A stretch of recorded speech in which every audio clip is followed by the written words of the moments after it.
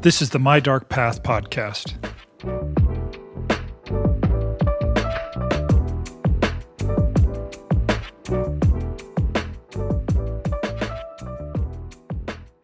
The holidays are upon us, and everyone here at My Dark Path is proud and excited. We're coming to the finish of our first season, and if I don't mind saying so, it feels a bit like a holiday miracle. We've produced 26 podcast episodes and 2 full video episodes in our first year of existence. And while it often felt like we were building the plane while we were flying it, we never missed a release date, and I am incredibly proud of the team we've assembled, the stories we've told, and the standards we've set for a podcast and YouTube channel that aims to intrigue and excite while paying the proper respect to history and science.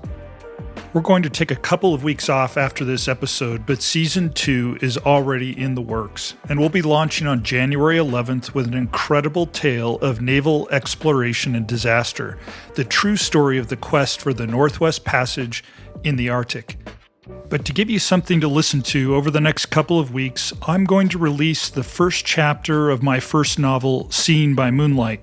Seen by Moonlight has all the hallmarks of a My Dark Path episode: history, science, and the paranormal, all woven into an awesome fictional adventure story. Also, we're now regularly releasing YouTube videos, so you can find us on YouTube at My Dark Path. Leave us a comment in any of our posted videos, and you can get a free hard copy of my novel Arcade or a My Dark Path t-shirt from Season 1. So while there's still a lot going on with My Dark Path, our team has earned the time to celebrate these days however it suits them. The holidays offer unique pleasures to the history nerd, since behind every celebration is a fascinating blend of facts and folklore, of tradition and evolution. Anytime you think to yourself that this is just the way it's always been done, the truth turns out to be far more intriguing. Take Santa Claus, the beloved gift-giving mascot of Christmas, with his team of reindeer and his workshop in the North Pole. Did you know that his bones are in Italy? That's one way to look at it. Many of the myths around the figure we call Saint Nick begin with the 4th century Greek bishop born in modern-day Turkey known as Saint Nicholas of Myra, or Nicholas the Wonder Worker. Legends tell of his exploits as a secret gift giver to the poor. In one of the most popular stories, a local Christian lost all of his wealth to misfortune, and with no dowry for his 3 daughters, he feared that they would be forced into prostitution after his death. St. Nicholas, the story goes, threw a bag of gold through his window at night. After his death, what are believed to be his remains were moved multiple times as territory changed hands during the Crusades, and to the best of our knowledge now, they were actually split up in the 11th century, and some of his bones are in Venice, and the rest are in the Basilica di San Nicola in the southern Italian city of Bari. So it's a long way to get from a long-dead bishop with a chopped-up skeleton to the figure we know as Santa today, and it passes through the English tradition of Father Christmas, the Old Norse god Odin, the legendary American poem A Visit from St. Nicholas, and some drawings by the 19th century cartoonist Thomas Nast. For me, knowing the incredible history behind the modern image of the jolly old elf at the North Pole only makes him more fascinating. But Christmas obviously isn't just a Santa's holiday. After all, it's there in the name. And for Christians, it's a day we celebrate the birth of Jesus. And even people who don't share Christian beliefs probably know a few of the highlights. Being born to a virgin mother, working as a carpenter, gathering his apostles to spread the word of God, atoning for the sins of the world, dying by crucifixion at the hands of the Roman Empire before being resurrected.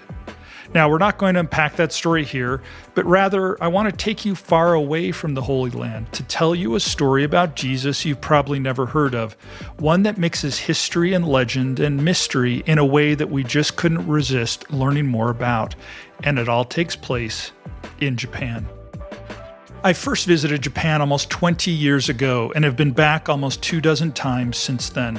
While it's a country and people I loved instantly on my first visit, I've come to appreciate it even more as several members of my immediate family have lived in the country for years. One element of Japan that's endlessly fascinating to me is the contrast that exists between the modernity of the country's cities and the preservation of its traditional culture in rural areas. Aomori Prefecture is in the northernmost part of Honshu, the main island of Japan. While we think of Japan as a densely populated country, most of Aomori is nothing like the hustle and bustle of Tokyo.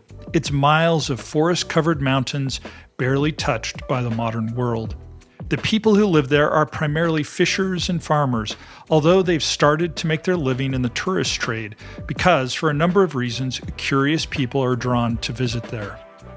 There have been numerous reports of UFO sightings, and you know how irresistible that is to us here at My Dark Path. A Buddhist temple called Mount Osore sits in the caldera of an active volcano, and local tradition holds that it is one of the gateways to hell. In 1935, a small stone pyramid was discovered, centuries old and with no clues to its origin. It's one of many sites in the prefecture which locals claim have healing energies. There's also a rich collection of local ghost stories. But the site which causes the most curiosity sits on top of a little hill in the small town of Shingo, far up the winding road through the mountains and east of Lake Tawada. The town has less than 2,500 people. Most of the land is dedicated to yam farms and cattle ranches. This little hill sits just on the outskirts, on a site that's maintained by the local yogurt factory. The entry fee is just 100 yen, or less than $1, but some 20,000 people a year come to this little hilltop in this faraway town, where there are 2 centuries-old burial mounds, each surrounded by a white picket fence.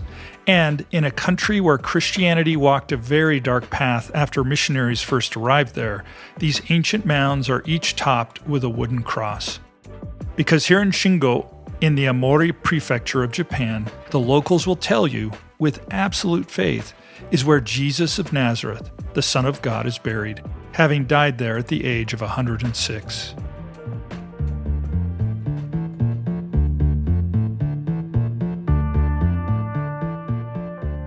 Hi, I'm MF Thomas, and this is the My Dark Path podcast. In every episode, we explore the fringes of history, science, and the paranormal. So if you geek out over these subjects, you're among friends here at My Dark Path. And since friends stay in touch, please reach out to me on Instagram, sign up for our newsletter at mydarkpath.com, or just send an email to explore@mydarkpath.com. I'd love to hear from you. Finally, thanks for listening and choosing to walk the dark paths of the world with me. Let's get started with episode 26, The Messiah Goes to Japan.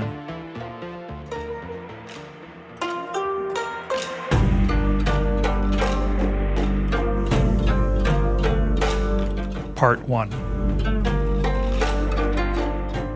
We'll tell you the Japanese version of Jesus' life story later. It's important first that we lay some groundwork about the tumultuous history of Christianity in this nation. To this day, less than 1% of the population is Christian. The dominant religion in Japan is a unique blend of Buddhism and the ancient ways of Shinto, the native Japanese belief that there are kami, gods and living spirits inside all things.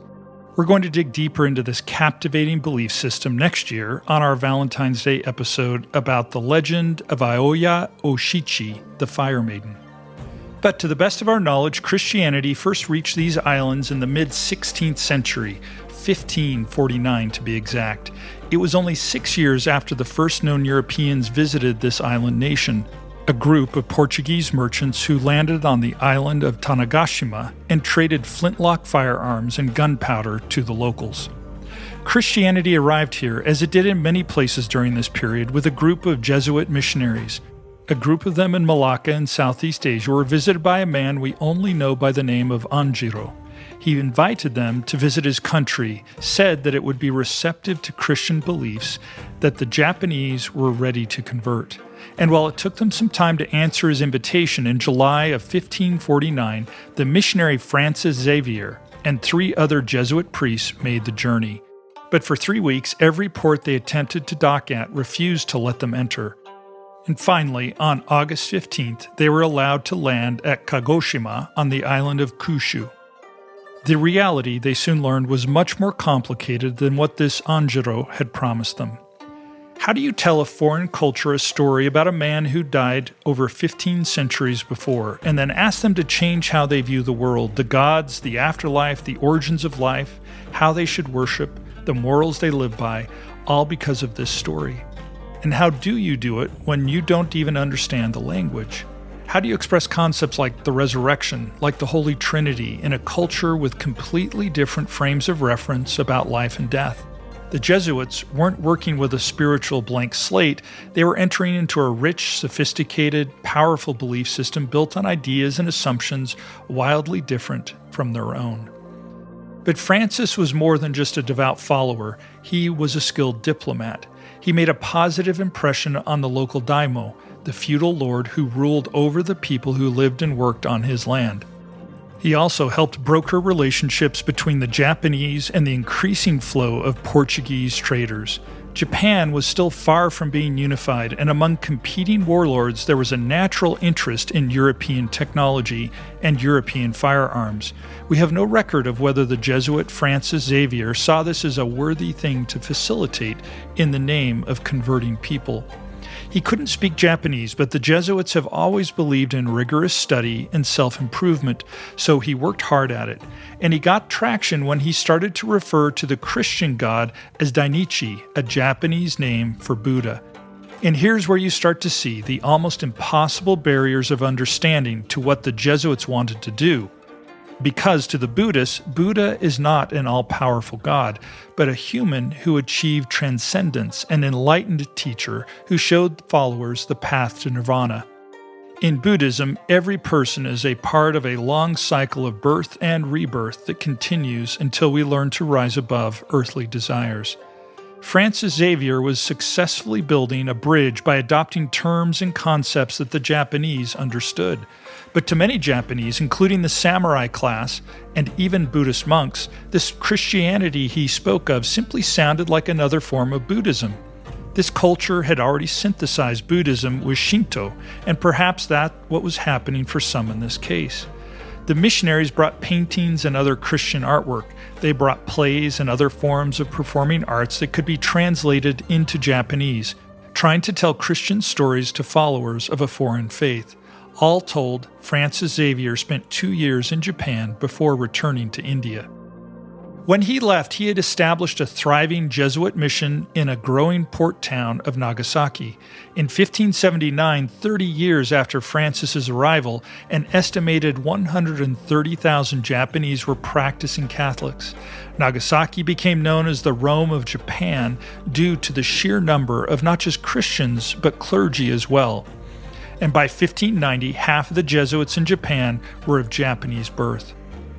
Jesuits expanded their mission and actively cultivated influence with the government, both locally and nationally. A powerful warlord named Oda Nobunaga was celebrating a string of military victories and seemed within reach of unifying the nation. A Jesuit companion of Francis Xavier by the name of Louis Froisse was trusted by Oda and even lived in his home.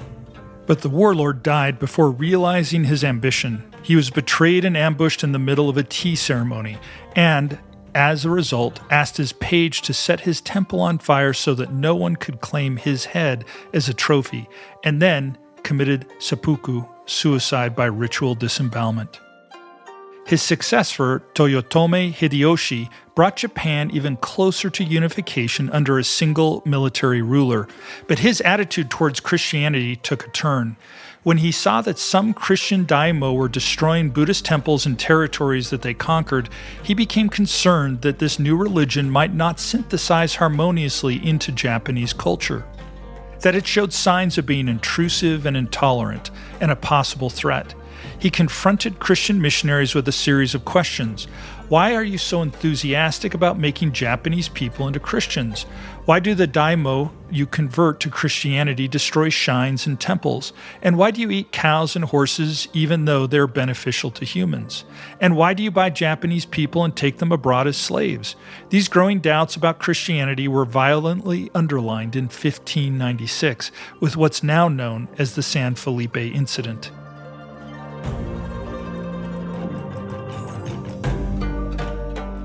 The San Felipe was a Spanish galleon sailing under the command of Matias de Lancheco. It was shipwrecked off the coast of Shikoku, one of the 4 main Japanese islands. Local samurai seized the cargo over Lancheco's protests, and he was told that if he had a problem, he needed to talk to Toyotomi about it. This is when, according to records, the ship's pilot, Francisco de Hollandia, showed Toyotomi's staff a map of the world, highlighting the breadth of the Spanish Empire, all the territory it dominated. It's difficult to confirm the nuances of a conversation which took place centuries ago, but the conclusion the Japanese drew from it were that missionaries were a part of how the Spanish extended their empire, that their function was to weaken a country before it was invaded and conquered. Now, there are full textbooks to be written about the relationship between religion and colonialism, and about the sometimes unsavory symbiosis between churches and empires. And we don't want to cheapen that complex topic by making a snap judgment on the ultimate truth of this boast made by this Spanish pilot and what it implies about the motives of Francis Xavier. What is most important to this story is that Toyotomi Hideyoshi had ample reason to find it plausible, and that, in this delicate international situation, Francisco de Hollandia had just made a politically disastrous maneuver. The Japanese were not intimidated. Instead, they turned decisively against the small foothold Christianity had made on their islands.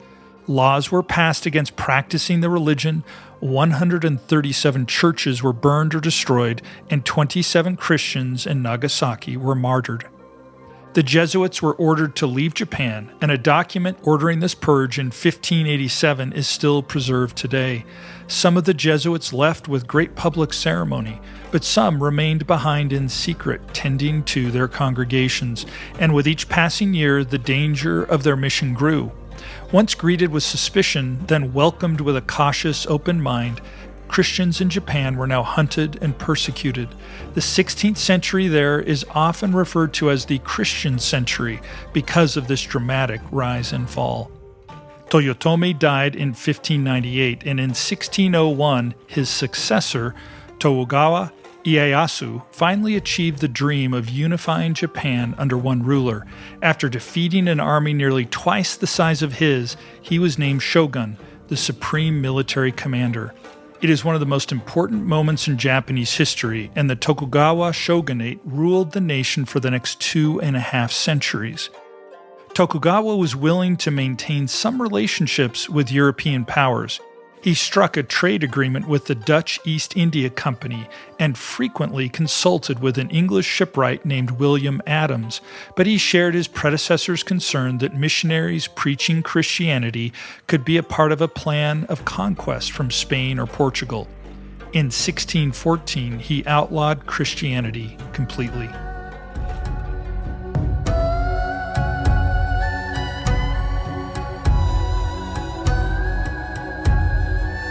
Part 2. The largest rebellion in Japanese history was, in part, a Christian one, and its leader was a 16-year-old boy named Amakusa Shiro Tokisada. His story exists much more in legend than in documented history, and as such, how we characterize it depends strongly on who's telling it. Some describe him as the child of heaven, blessed with miraculous powers and leading a war for the one true God, a kind of Japanese Joan of Arc. To others, he was an unrelenting radical, spreading death and discord.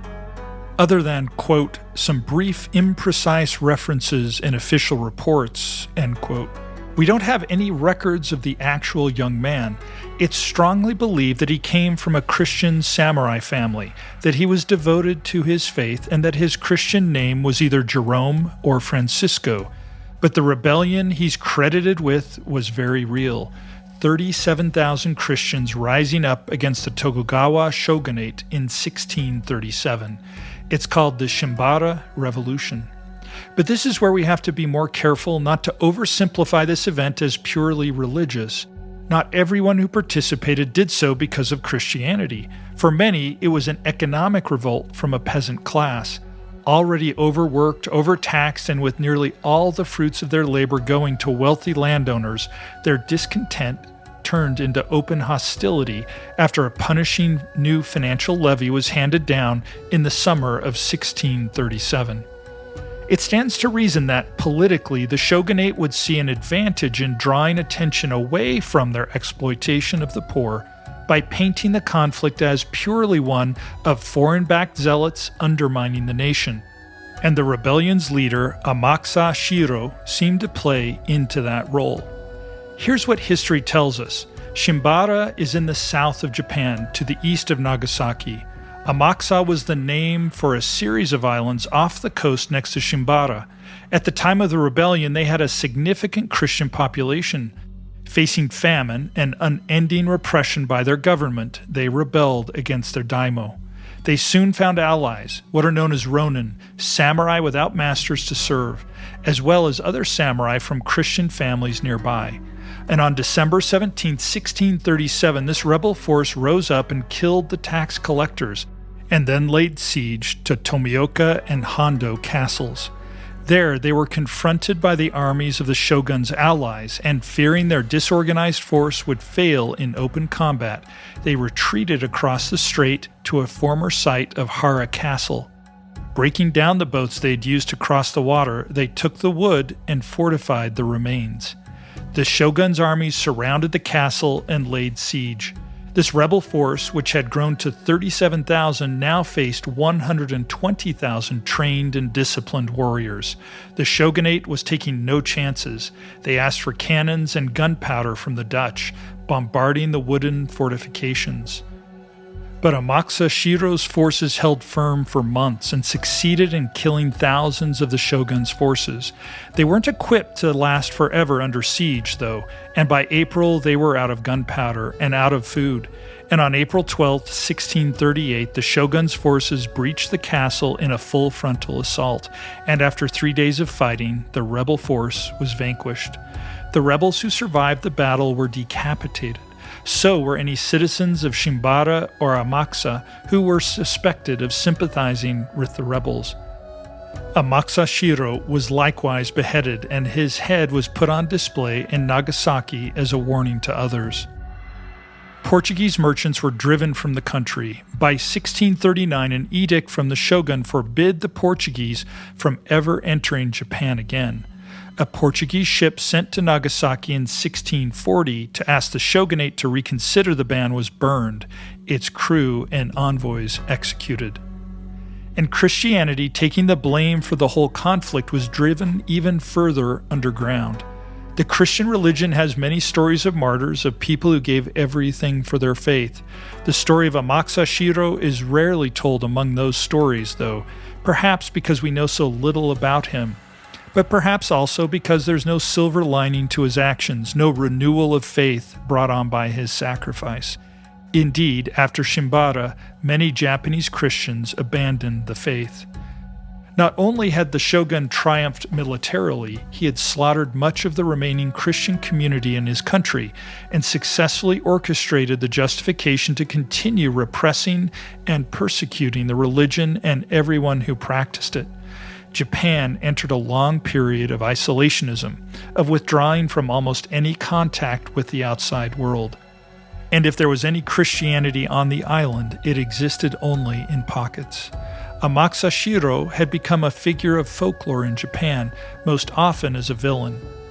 The Shimabara Rebellion was reenacted in a series of kabuki and bunraku plays called Kirishitan Mono, or Christian plays.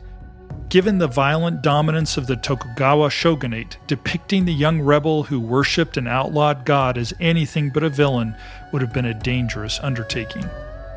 And to this day, he appears in Japanese culture, even in a popular video game in which he renounces God over his failed rebellion, turns to worship Satan, and raises a demonic army from the dead.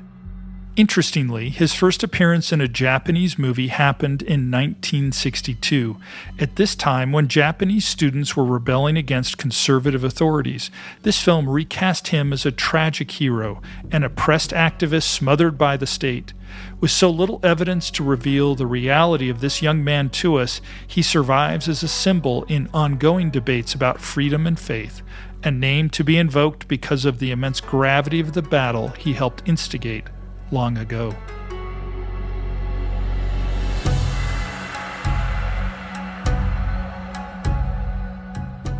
During the centuries after Shimabara, the shogunate had a special group of samurai whose job was to investigate, root out, and destroy any sign of Christianity. But even without missionaries to guide them, some Japanese Christians carried on and developed ways to hide their faith. They became known as the Kakura Kirishitan, hidden Christians. It was too dangerous to keep a Bible or even to write down any records of their faith, so it became a religion of oral tradition. Stories repeated and passed down from generation to generation. They created artwork that would secretly signal their faith, a statue of Buddha with a hidden crucifix on the bottom, or with an image of Kannon, the Buddhist goddess of mercy, made with secret iconography that, if you knew what to look for, would signal that it was actually an image of Mary, the mother of Jesus. What happens to a religion after hundreds of years of only being practiced by word of mouth? Remember, there had already been an enormous language barrier just to introduce Christian stories and concepts in Japan, and now that they were on their own, practicing in whispers, what was it evolving into? To understand what happened next, we need to talk about the Emperor, the Son of Heaven, the divine head of the Shinto religion, the traditional ruler of Japan who sits on the chrysanthemum throne. To this day, Japan has an emperor. The current one is His Majesty Naruhito, the 126th emperor, who ascended to the throne on May 1st, 2019, after his father abdicated. His role is almost completely ceremonial, but the line of emperors he represents goes at least as far back as the 5th century, and possibly hundreds of years before that. The position of emperor has meant different things throughout that long history. Sometimes an all-powerful ruler, sometimes a figurehead providing legitimacy to the military shogun. The shogun has been effectively more powerful than the emperor for a period of nearly 7 centuries, until a series of events now known as the Meiji Restoration. In 1853, a fleet of American naval vessels led by Commodore Matthew Perry sailed into Edo Bay, now known as Tokyo Bay. What Perry found was a nation that, after 2 centuries cut off from the outside world, had fallen far behind in industry and technology.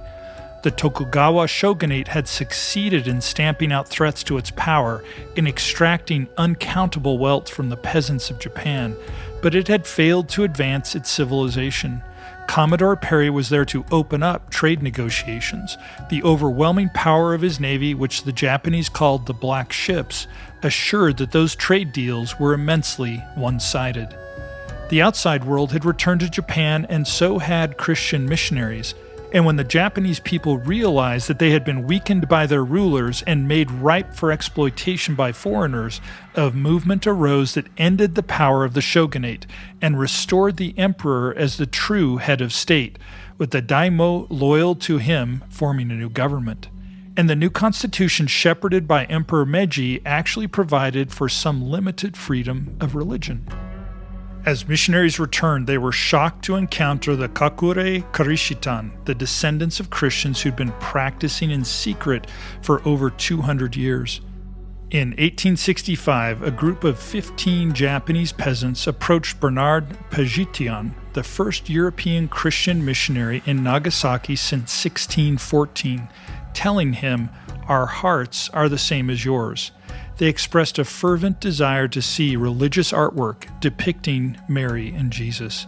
Pagetian and the other missionaries quickly learned that, after generations of isolation and oral storytelling, that the Japanese understood Christianity very differently. They had a Holy Trinity, but without a Holy Spirit. Remember that in Japan there are almost infinite spirits occupying everything. Their Trinity was the Father, the Son, and the Mother, or the Virgin Mary assuming a place equal to God in Jesus. The Kakure Kirishitan had come to believe that Mary was an incarnation of the Buddha, Avalokiteshvara. The current Dalai Lama, by the way, is considered to be another incarnation of this same spirit. And in Japan's belief, Jesus' time on earth didn't end with crucifixion. He spent 40 days afterward teaching and then went on to fight many battles to defend his followers. You can see how the history of Japanese Christians, the violent repression, and the importance of keeping the lessons of their faith alive may have woven itself into the stories they shared about Jesus. Much in the way that animals isolated on the Galapagos Islands took on unique forms which Charles Darwin studied to develop his theory of evolution, Christianity, when isolated on the islands of Japan, evolved in its own unique way.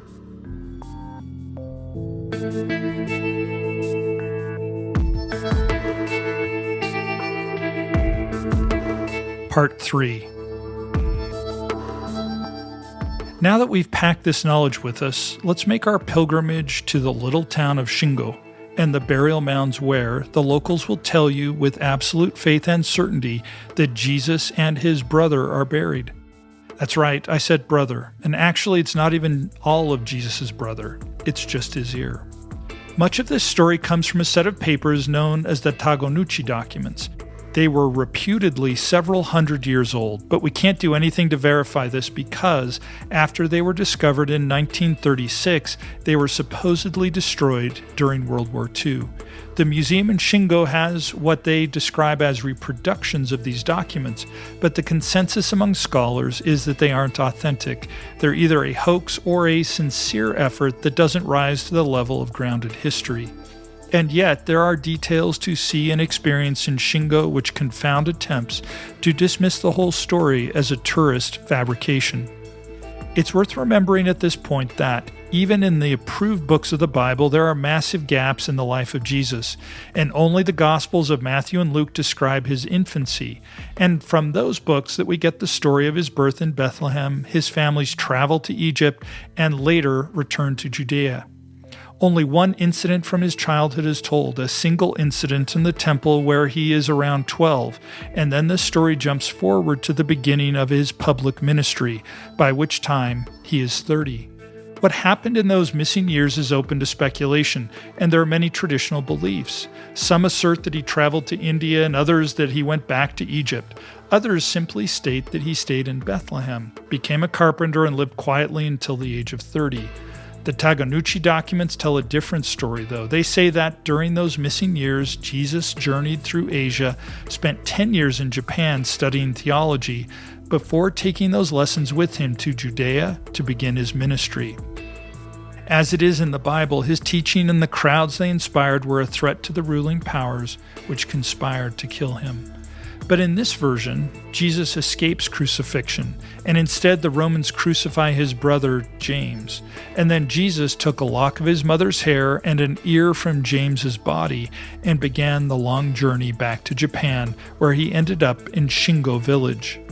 There, he lived a simple life as a teacher, adopting the name Daitenko Taro Jurai.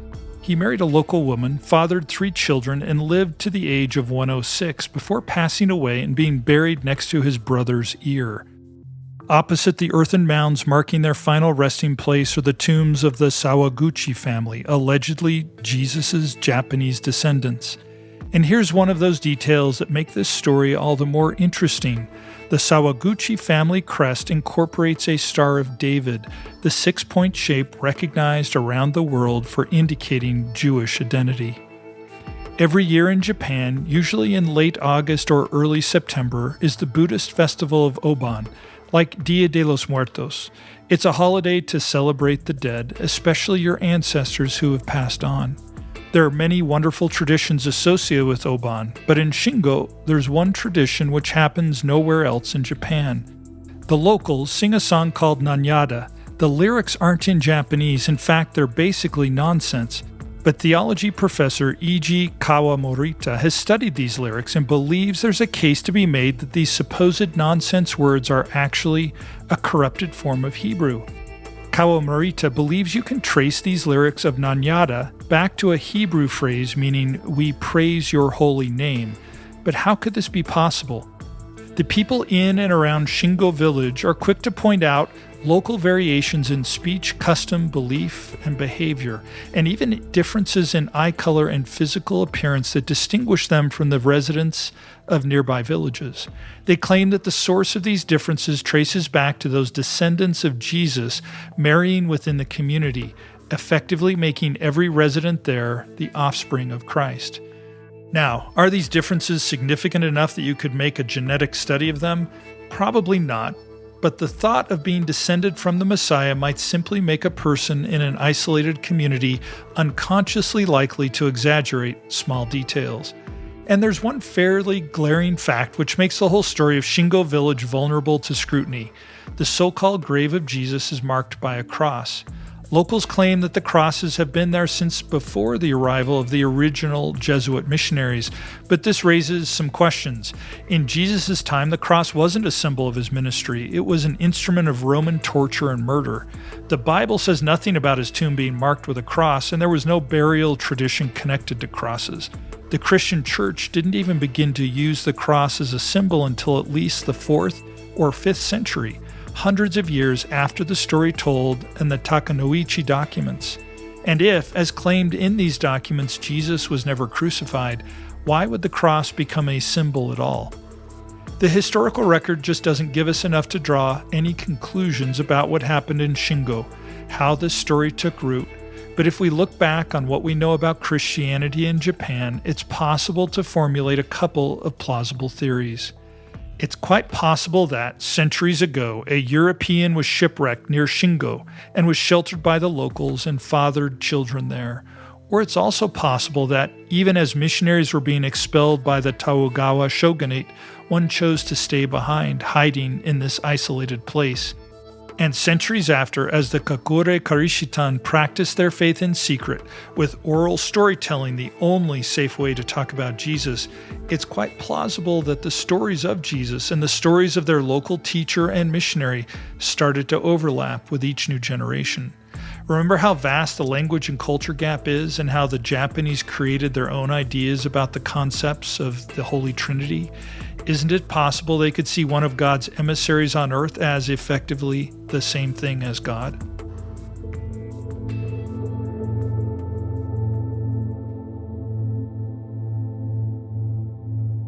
Part 4.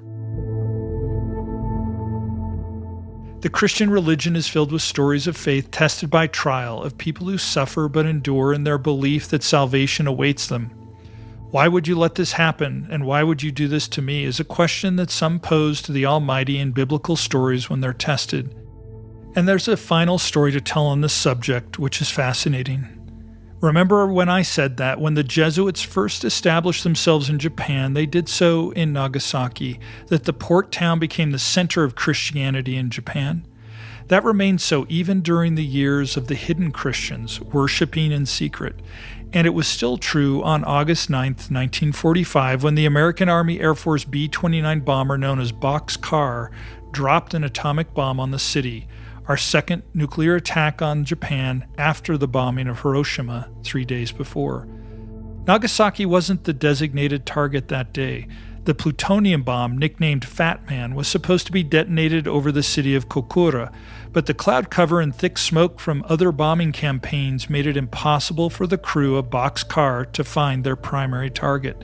Nagasaki was their backup, and after changing course they found that it too was obscured by cloud cover.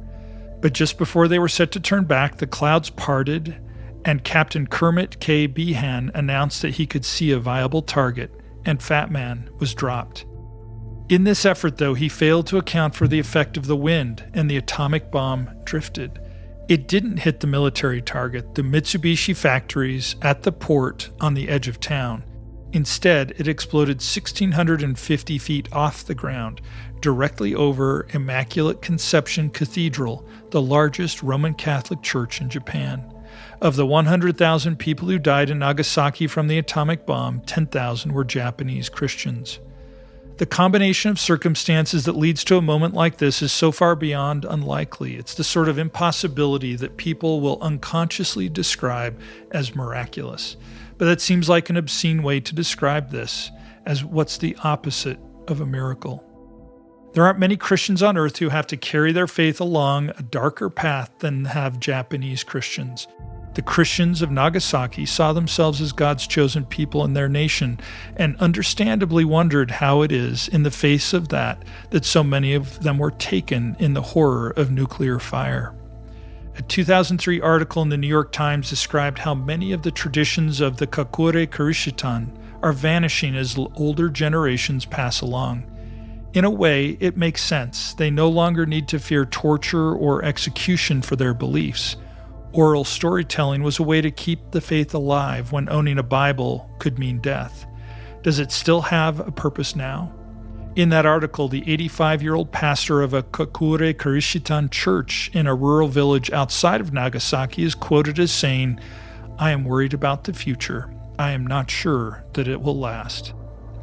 There's some elusive connection between the resilient, often extraordinary methods the Japanese Christians evolved and those burial mounds far up in the mountains in Shingo. The stories they tell are, if we apply a few strict questions of history, impossible. And yet the power of those stories has affected the course of history. Faith is, of course, belief in things that are not seen but real. It's a rich subject to contemplate, and whether you're deep in the beautiful Japanese woods or at home for the holidays, relish them as you celebrate them. They've worked hard to get here.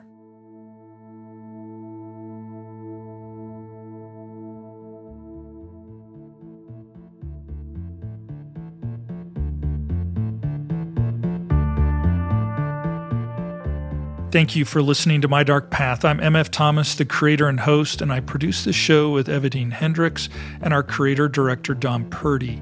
This story was prepared for us by Kevin Wetmore. Our senior story editor is Nicholas Thurkettle, and our fact-checker is Nicholas Abraham. Please take a moment and give My Dark Path a 5-star rating wherever you're listening. It really helps the show, and we love to hear your feedback.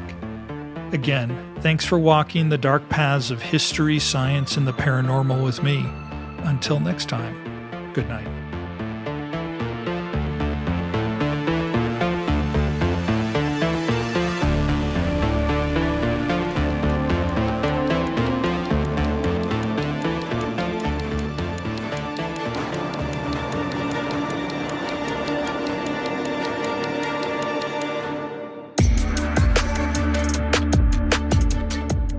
After this, there is no turning back. You take the red pill. You stay in Wonderland. And I show you how deep the rabbit hole goes.